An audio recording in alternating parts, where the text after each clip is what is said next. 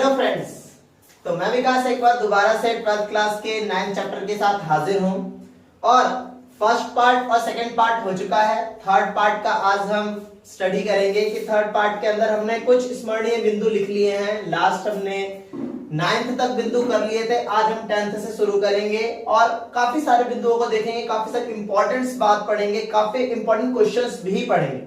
देखते हैं कि क्या है आज। विश्व की महत्वपूर्ण आर्थिक संस्थाएं हैं। कहने का मतलब जब हम वैश्वीकरण की बात करते हैं तो आप इतना तो समझ ही चुके होंगे कि वैश्वीकरण का मतलब होता है विश्व का एकीकरण, कि विश्व किस तरीके से एक दूसरे के साथ जुड़ता जा रहा है, चाहे वो मुद्रा के जरिए हो, चाहे वो व्यापार के जरिए हो, चाहे वो वस्तु के जरिए हो, चाहे वो सेवा के जरिए हो, चाहे वो किसी भी तरीके से हो। अब वैश्वीकरण को करने के लिए कुछ बड़ी बड़ी संस्थाएं भी होती है जिसका सबसे अहम रोल होता है या अहम भूमिका होती है। अब वो संस्थाएं कौन सी हैं? एक है अंतरराष्ट्रीय मुद्रा कोष, ध्यान देना, अंतरराष्ट्रीय मुद्रा कोष और विश्व व्यापार संगठन। ये ऐसे संगठन हैं जो वैश्वीकरण को करने में सबसे ज्यादा उत्तरदायित्व रखते हैं। अगला बिंदु क्या है? मैकडोनाल्डीकरण। काफी बार ये क्वेश्चन आया हुआ है, इंपॉर्टेंट है। मैकडोनाल्डीकरण क्या है? विभिन्न देशों की संस्कृतियां अपने आप को प्रभुत्वशाली अमेरिकी ढर्रे पर ढालने लगी हैं। मतलब अब क्या है? मैकडोनाल्डीकरण का बस इतना से मीन्स निकल कर आया कि पहले शीत युद्ध के टाइम पे विश्व में काफी सारी संस्कृतियां ऐसी थी जो अपने अपने प्रचलन को बढ़ा रही थी, पर धीरे धीरे जब शीत युद्ध खत्म होने की कगार पर आया और जब अमेरिका का पूरा वर्चस्व स्थापित हो गया सांस्कृतिक रूप से भी, तो आज यह देखा जाता है कि विश्व की बहुत सारी खुद की संस्कृतियां भी अब धीरे धीरे अमेरिकी संस्कृतियों की तरफ भागती जा रही है। अब जब कोई संस्कृति अपनी को छोड़कर अमेरिकी संस्कृति की तरफ जाने लग जाए तो उस व्यवहार को, उस प्रवाह को ही हम मैकडोनाल्डीकरण कहते हैं। तीसरा पॉइंट में क्या लिखा है? भारत में वैश्वीकरण की नीति की शुरुआत 1991 में हुई। हाँ दोस्तों, इस बात को आप याद रखना, LPG आपको कई जगह लिखा मिलेगा, लिबरलाइजेशन, प्राइवेटाइजेशन और ग्लोबलाइजेशन। तो ग्लोबलाइजेशन क्या होता है? वैश्वीकरण। तो भारत में भी वैश्वीकरण मतलब भारत भी विश्व के साथ जुड़ना ज्यादा तब शुरू हुआ जब शीत युद्ध खत्म हुआ। और शीत युद्ध कब खत्म हुआ? 1991 में खत्म हुआ। तो शीत युद्ध के खत्म होने के बाद से ही भारत भी वैश्वीकरण के प्रभाव के तले आ गया और उसके ऊपर भी वैश्वीकरण का प्रभाव देखा गया। पॉइंट नंबर 13, संरक्षणवाद मींस, समझ रहे हो? संरक्षण मतलब रिजर्वेशन वाद, मतलब किसी को सुरक्षित करने का विचार ही संरक्षणवाद कहलाता है। क्या लिखा है? अपने देश की धरोहर का संरक्षण करना ही संरक्षणवाद है। भारत दूसरे देशों की नियति की अनुमति नहीं देगा ताकि हमारे अपने उत्पादक चीजों को बनाना सीख सके। यह भारत ने स्वतंत्रता के बाद निर्णय लिया। मतलब भारत ने यह कहा कि हम दूसरे देशों की संस्कृतियों को, दूसरे देशों की वस्तुओं को, दूसरे देशों के विचारों को जरूर सीखेंगे, परंतु कुछ हद तक हमें आंतरिक सुरक्षा तो चाहिए ही चाहिए ताकि हम अपने देश के वस्तुओं को, सेवाओं को, नीतियों को, संस्कृतियों को सुरक्षित कर सके। इसके लिए ही संरक्षणवाद का फॉर्मूला लाया गया। संरक्षणवाद में क्या है? बस इतना सा कि भारत दूसरे देशों की निर्यात को अनुमति नहीं देगा। मतलब भारत अधिकतर चीजों को निर्यात नहीं करेगा और बहुत सारी चीजों को आयात भी नहीं करेगा, ताकि भारत की वस्तु, भारत की टेक्नोलॉजी को क्या मिले? संरक्षण मिले, भारत के बाजार को संरक्षण मिले, भारत के व्यापार को संरक्षण मिले और भारत भी आगे बढ़ सके। अगर भारत निर्यात कर दे सारा, तो भारत में बनी हुई सारी वस्तु तो विदेश पहुंच जाएगी, और अगर भारत आयात ज्यादा करने लग जाए तो विश्व की दूसरे देशों की बनी हुई चीजें भारत में आने लग जाएंगी। तो इससे दिक्कत ये होगी कि भारत अपने आप से कभी भी आत्मनिर्भर किसी भी रूप से हो नहीं पाएगा। इसीलिए भारत की जो शुरुआती रणनीति थी वह थी संरक्षणवाद। फिर उसके बाद आता है 14 पॉइंट, वैश्वीकरण की विश्वव्यापी आलोचना भी हो रही है। ऐसा नहीं है कि विश्व में अगर वैश्वीकरण हो रहा है तो विश्व के अधिकतर देश ये मानते हो कि वैश्वीकरण सही है। नहीं, बहुत सारे ऐसे भी हैं जो ये कहते हैं कि वैश्वीकरण में काफी सारी कमियां हैं, हमें उस कमियों को सामने लाना चाहिए। तो वैश्वीकरण की विश्वव्यापी आलोचना मतलब कोई एक नहीं कर रहा, विश्व में काफी सारे देश, काफी सारे लोग क्या कर रहे हैं, वैश्वीकरण की आलोचना करते हैं, क्योंकि इसमें धनी तो धनी बन रहा है पर गरीब और भी गरीब होता चला जा रहा है। बस इसी वजह से अमीर अमीर होता चला जा रहा है और गरीब और भी गरीब होता चला जा रहा है। पर दूसरी एक और आलोचना निकल कर आती है, कई लोगों का यह मानना है कि वैश्वीकरण के कारण उद्योग जगत को बहुत फायदा हुआ है जबकि कृषि जगत को फायदा नहीं हुआ है। मतलब सबसे ज्यादा जो फायदा उठाया वो उद्योगों ने, अमीरों ने, मालिकों ने उठाया है। कृषिगत से जुड़े हुए किसान, जो हमारे किसान भाई हैं, उन्होंने इसका कोई भी फायदा नहीं उठाया है, इसीलिए आलोचना की जाती है। 15वां पॉइंट क्या है, साम्राज्यवाद। देखो, पहले जो साम्राज्यवाद हुआ करता था वह साम्राज्यवाद ऐसा था कि दूसरे देशों पर कब्जा कर लेना ही साम्राज्यवाद कहलाता था, ठीक है। परंतु आज जो साम्राज्यवाद है वो किसी देश पे कब्जा तो हम कर नहीं सकते। अगर अब हम कब्जा नहीं कर सकते तो दूसरे देशों पर अपना नियंत्रण कैसे स्थापित करें? तो आज एक बाजार एक माध्यम बन गया है कि अगर एक देश दूसरे देश के बाजारिक गतिविधियों पर कब्जा कर ले तो आज उसको हम नव उपनिवेशवाद कहते हैं, नव साम्राज्यवाद कहते हैं कि एक देश स्वतंत्र तो है परंतु वह अपना बाजार स्वतंत्र तरीके से नहीं चला पा रहा है। दूसरे देश ने उस देश में इतना ज्यादा निवेश कर दिया, इतना ज्यादा पैसा लगा दिया, इतने ज्यादा कंपनियां स्थापित कर दी हैं कि दूसरा देश अब अपने आधार पे नहीं चल रहा, किसी दूसरे देश की सहायता से चल रहा हो। इसे भी आज साम्राज्यवाद या उपनिवेशवाद का दर्जा देते हैं। देखो, साम्राज्य जब कोई देश किसी अन्य देश के क्षेत्र पर आर्थिक या राजनीतिक आधिपत्य स्थापित करता है तो ऐसी स्थितियों को साम्राज्यवाद कहा जाता है। देश में कब्जा नहीं है, इस तरीके से व्यवहार करा है किसी दूसरे देश ने दूसरे देश पर कि उसकी राजनीतिक गतिविधि कोई दूसरा कंट्रोल कर रहा है, उसकी आर्थिक गतिविधि भी कोई दूसरा कंट्रोल कर रहा है। तो इसको आज नया साम्राज्यवाद कहते हैं। पुनः उपनिवेशीकरण, ये भी कुछ उसी से मिलता जुलता है। तो देखो, विभिन्न देशों जैसे ब्रिटेन, डच, पुर्तगाल, फ्रांस ने एशिया, अफ्रीका, लैटिन अमेरिका को वर्षों तक उपनिवेश बनाए रखा तथा लंबे संघर्ष के बाद इन्होंने स्वतंत्रता प्राप्त की। अब वे बहुराष्ट्रीय कंपनियों के माध्यम से किसी भी देश का दोबारा उपनिवेश नहीं बनना चाहते। मीन्स आज क्या है, आज बाजार, व्यापार, विकास की एक हौड़ चल गई है। गरीब से गरीब देश चाहता है कि जल्द से जल्द उसका विकास हो जाए, तो उसने एक माध्यम खोजने की कोशिश करी, क्यों ना विकसित देशों से सहायता ली जाए, उन देशों के व्यापार, बाजार और कंपनियों को बुलाया जाए और अपने देश का तेज गति से विकास कर लिया जाए। परंतु जब दूसरे देशों की कंपनियां, दूसरे देशों की नीतियां, दूसरे देशों का व्यापार किसी दूसरे देश में आएगा तो वो जो देश है वो किसके द्वारा गुलाम बन गया, किसी दूसरे देश का गुलाम बन गया। मीन्स अब उसकी व्यापारिक और राजनीतिक स्थितियों पर किसी और का नियंत्रण होगा। ये आज का नव उपनिवेशवाद है जो मैंने आपको साम्राज्यवाद के तहत भी बताया।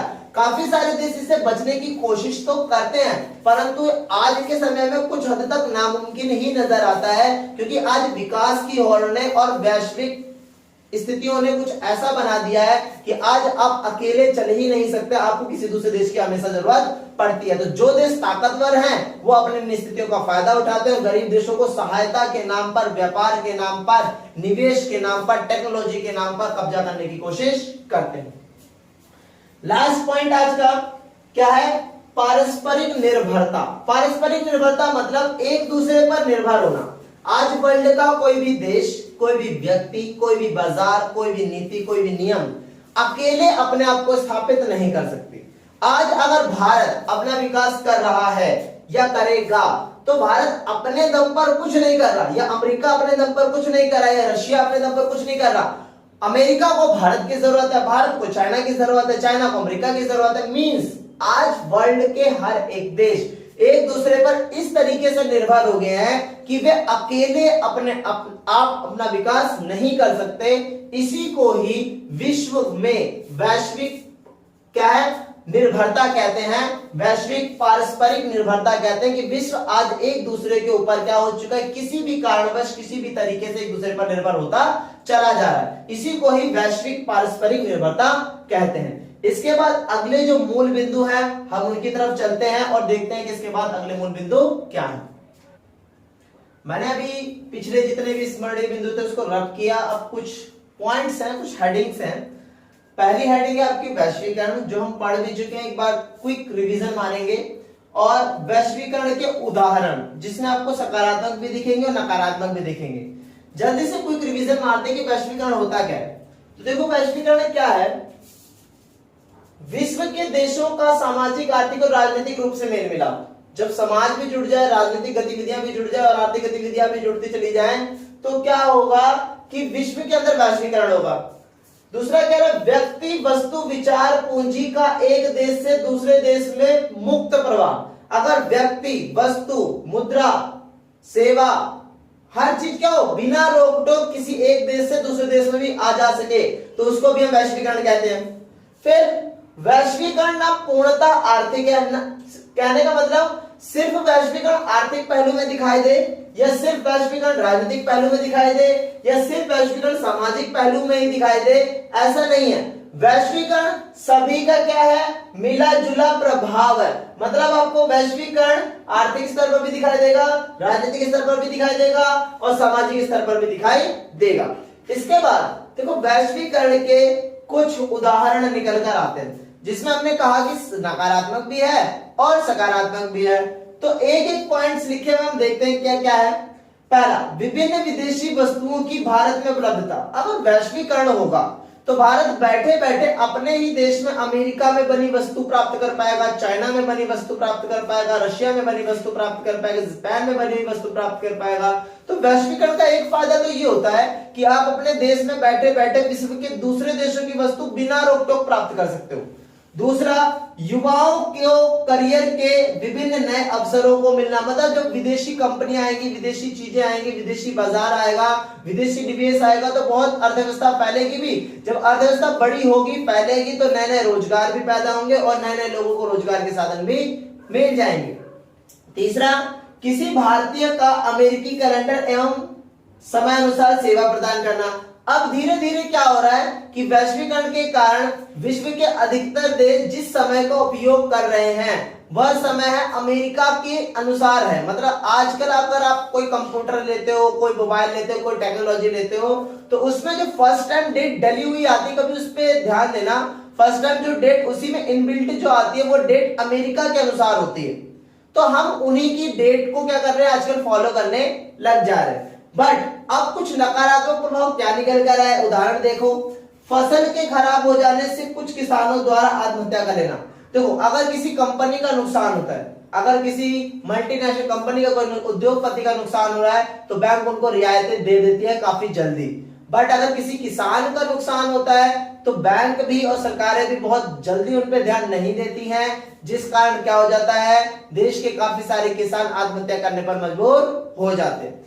दूसरा, अनेक खुदरा व्यापारियों को डर है कि रिटेल में प्रत्यक्ष विदेशी निवेश अगर लागू होने लग जाएगा तो उनके जो बाजार है, उनकी जो व्यवस्था है वो बहुत ठप हो जाएगी। क्योंकि हमारे देश के अंदर जो रिटेल मैनेजमेंट चलता है, रिटेल के जो खुदरा व्यापारी हैं, थोक की जो दुकानें चलाते हैं, अगर उसमें भी विदेशी निवेश आ जाए तो जो रिटेल है वो भी किसके हाथ में जाए। मतलब शुरुआती व्यापार के जो कदम है वो भी अगर विदेशों के हाथ में चला जाए तो भारत की अपनी कंपनियां, भारत का अपना बाजार बहुत कमजोर हो जाएगा। तो ऐसा कुछ रिटेल मैनेजमेंट वालों को लगता है। तीसरा, लोगों के बीच आर्थिक असमानता बढ़ती चली जा रही है। ऑब्वियस सी बात है, जब से वैश्वीकरण हुआ है तो जिन लोगों ने पैसा कमाया उन्होंने बहुत पैसा कमाया, और बहुत सारे लोगों को तो पैसा कमाने का मौका मिला ही नहीं, क्योंकि इससे उन लोगों ने पैसा कमाया जिनके पास पहले से पैसा था। उन लोगों ने बहुत ज्यादा पैसा कमाया, अपने आप को अमीर बनाया, और आज भी वो अमीर बनाते ही चले जा रहे हैं। पर जो लोग कल गरीब थे वो आज भी लगभग गरीब ही हैं, कल भी मजदूर थे, आज भी लगभग मजदूर ही बने हुए हैं। इस तरीके से ये जो उदाहरण है, सकारात्मक एवं नकारात्मक दोनों प्रकृति के हो सकते हैं। वैश्वीकरण के प्रभाव मुख्यतः 3 प्रकार के होते हैं। कितने प्रभाव के होते हैं? तीन प्रकार के इसके प्रभाव होते हैं, राजनीतिक भी होता है, आर्थिक भी होता है और सांस्कृतिक भी होता है। ये बात मैंने आपको पहले भी बता दी कि वैश्वीकरण ना तो पूर्णतः आर्थिक है, ना ही पूर्णतः राजनीतिक है और ना ही पूर्णतः सामाजिक है। ये तीनों का क्या है, मिला जुला रूप है, जिसमें काफी हद तक चीजें नकारात्मक भी दिखाई देती हैं, काफी हद तक चीजें सकारात्मक भी दिखाई देती हैं। इस तरीके से दो जो मेन हेडिंग्स थी वो भी हमने कर ली। देखते हैं कि इसके बाद अगला जो मेन हेडिंग है वो क्या है। अब हम दो और मूल बिंदु पर बात करेंगे, वैश्वीकरण की विशेषताएं, जो अक्सर ही क्वेश्चन आता है, ध्यान रखना। दूसरा, वैश्वीकरण के कारण ये भी कई बार देखा गया है, सीबीएसई बोर्ड में भी इसका प्रश्न आ जाता है कि वैश्वीकरण के आखिरकार कारण क्या, आज विश्व वैश्वीकरण कर क्यों रहा है। तो पहले हम विशेषताओं पर बात करते हैं, फिर कारण पर बात करेंगे। विशेषताएं क्या निकल कर आती है, आपसी जुड़ाव पर बल। देखो, वैश्वीकरण जब बढ़ेगा तो वैश्वीकरण का सामान्य समय क्या था, विश्व का एकीकरण। जब वैश्वीकरण बढ़ेगा तो एक दूसरे देश एक दूसरे के साथ मिलेंगे ही मिलेंगे। तो जब वैश्वीकरण बढ़ेगा तो क्या होगा, देशों के मध्य आपसी जुड़ाव पर बल मिलेगा, मतलब देश आपस में जुड़ने पर ज्यादा ध्यान देंगे, एक दूसरे के साथ व्यापार, राजनीतिक, आर्थिक, सांस्कृतिक गतिविधियां करने में ज्यादा ध्यान देंगे, आपसी एकता बनाने में ध्यान देंगे। दूसरा, आपसी जुड़ाव से हितों में समानता। कई बार ऐसा देखा गया है कि देश बहुत सारे हैं पर कुछ ऐसे मुद्दे हैं जो सभी देशों में दिखाई देते हैं, तो वो सारे देश क्या करते हैं, आपस में मिल जाते हैं। अर्थात आपसी जुड़ाव से, मतलब एक दूसरे देश अगर जुड़ते हैं तो हितों में भी समानता आ जाती है कि अगर भारत अमेरिका के साथ जुड़ रहा है तो भारत का हित, अमेरिका का हित एक समान लगभग होगा और दोनों एक दूसरे के साथ जुड़ने की कोशिश करेंगे। फिर आपसी जुड़ाव से संस्कृतियों में अंतःक्रिया। जब आपसी जुड़ाव होगा तो भारत अगर अमेरिका के साथ जुड़ेगा या भारत रशिया के साथ जुड़ेगा तो भारत काफी हद तक रशिया की भी संस्कृति को सीखेगा और रशिया भारत की संस्कृति को भी सीखेगा, और साथ ही साथ अगर अमेरिका भारत के साथ जुड़ेगा तो भारत अमेरिका की संस्कृति सीखेगा और अमेरिका भी भारत की संस्कृति सीखेगा। मतलब इससे क्या होता है, दो देशों की जो संस्कृतियां आपस में अंतःक्रिया करती हैं। दूसरा है, चौथा है प्रवाह में गतिशीलता। जब देशों में वैश्वीकरण होगा तब वस्तुओं का प्रवाह या सेवाओं का प्रवाह भी क्या होगा, बहुत तेज गति से होगा। तब एक देश से कोई भी वस्तु या सेवा बड़ी ही जल्दी किसी दूसरे देश में जा सकती है और आ भी सकती है। फिर उदार पूंजीवादी व्यवस्था को बढ़ावा, मतलब जब वैश्वीकरण को बढ़ावा मिलता है तो उदारवाद भी बड़ी तेज गति से फैलता है। उदारवाद तेज गति से फैलता है। उस उदारवाद का मीन्स क्या होता है कि व्यापारिक नीतियों में बहुत ही सहज नियम बनाना, ताकि छोटे छोटे व्यापारी और बड़े बड़े व्यापारी बिल्कुल बिना किसी रोक टोक के बाजार में आ सके और अपना विकास कर सके। इस उदारवाद से विश्व के दूसरे देशों को बहुत फायदा मिला, जिससे दूसरे देश क्या कर सकते हैं, बहुत ही आसानी से किसी दूसरे देश के अंदर बाजार बना सकते हैं, क्योंकि वहां जब उदारवाद आता है तो व्यापारिक जो नियम कानून होते हैं किसी देश के, वो बहुत ही सहज कर दिए जाते हैं, जिससे दूसरे देश की कंपनी आराम से दूसरे देश में आ सकती है और आपसी एकता बढ़ जाती है, वैश्वीकरण भी मजबूत हो जाता है। फिर साझा बाजार को बढ़ावा। ऑब्वियस सी बात है, अगर विश्व के सारे देश आपस में एक दूसरे के साथ जुड़ रहे हैं तो बाजार भी कैसा होता चला जा रहा है, साझा, एक दूसरे के ऊपर निर्भर होता चला जा रहा है। अगर भारत किसी वस्तु का निर्माण कर रहा है, भारत अगर किसी वस्तु से एक बाजार का निर्माण कर रहा है तो अमेरिका भी कोशिश करेगा क्यों ना भारत के अंदर अगर इस वस्तु का बाजार ज्यादा मजबूत है तो अमेरिका भी उसी वस्तु का निर्माण ज्यादा करेगा, जिससे क्या होगा, दोनों के मध्य एक साझा बाजार बनने की कोशिश की जाएगी। और काफी सारे देश आपस में मिलकर संगठन बनाकर भी क्या कर रहे हैं, आजकल साझा बाजार बना रहे हैं, फ्री ट्रेड एरिया बना रहे हैं, फ्री ट्रेड एग्रीमेंट कर रहे हैं, मुक्त व्यापार क्षेत्र बना रहे हैं, मुक्त व्यापार समझौता कर रहे हैं। फिर वैश्विक समस्याओं का हल वैश्विक सहयोग से। ऑब्वियस सी बात है, विश्व में आज ऐसी समस्याएं हैं जो किसी एक देश के हल के से नहीं होगा। अगर मान लो कि जैसे ओजोन परत है, अगर ओजोन परत खराब हो रही तो कोई एक देश तो खराब कर नहीं रहा ना, एक देश सुधार सकता है। तो जब सारे विश्व के देश आपस में मिलकर उसे सुलझाने की कोशिश करेंगे तभी ओजोन परत को सुलझाया जा सकेगा। तो ये थी आपकी कुछ विशेषताएं।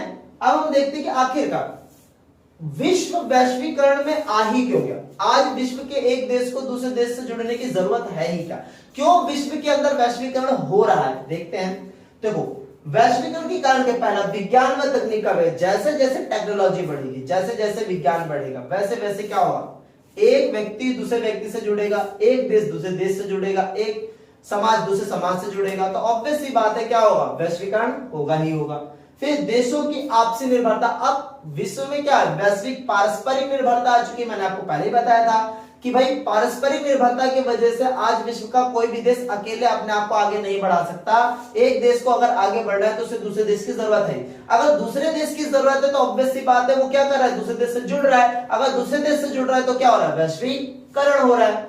फिर वैश्विक घटनाओं का वैश्विक प्रभाव मींस, अब देखो वैश्वीकरण को बढ़ने का एक सबसे मेन कारण तो यही है कि अगर हमारे देश में कुछ घट रहा है तो उसको प्रभाव सिर्फ हमारे देश पर नहीं पड़ रहा, उसका प्रभाव पूरे विश्व पर पड़ता है। बहुत सारे तो ऐसे भी देश होते हैं जिस पर डायरेक्ट पड़ रहा होता है। जैसे मान लो कि भारत के गुजरात में अगर कोई सरकार नहीं है, मान लो 1 साल तक वहां कोई सरकार नहीं हुई, तो विदेशों का जो पैसा गुजरात में लगा होगा वो पैसा क्या होगा, इन्वेस्टमेंट नहीं हो पाएगा, क्योंकि गुजरात के अंदर सरकार नहीं है। तो गुजरात के अंदर सरकार ना होना सिर्फ गुजरात के लिए समस्या नहीं है, सिर्फ देश की समस्या नहीं है, ये वैश्विक समस्या बन जाती है। इसीलिए कुछ घटनाएं ऐसी होती है जो वैश्विक होती है। इसीलिए विश्व में क्या हुआ, धीरे धीरे वैश्वीकरण बढ़ता चला गया। दूसरे देश नहीं चाहते कि किसी देश में कुछ ऐसा घटे जिस कारण उसके देश में घटी घटना का प्रभाव हमारे देश पर पड़े। इसीलिए विश्व एक दूसरे के साथ जुड़ता चला गया। फिर परिवहन तथा संचार साधनों ने तो बहुत ही तेज गति बढ़ा दी। अब हवाई जहाज और पानी के जहाज, टेक्नोलॉजी, मोबाइल, इंटरनेट इतने ज्यादा हो गए हैं जिससे आप एक जगह बैठे हुए विश्व के दूसरे कोने तक जुड़ सकते हो। इसी से क्या हुआ, वैश्वीकरण बढ़ता चला गया।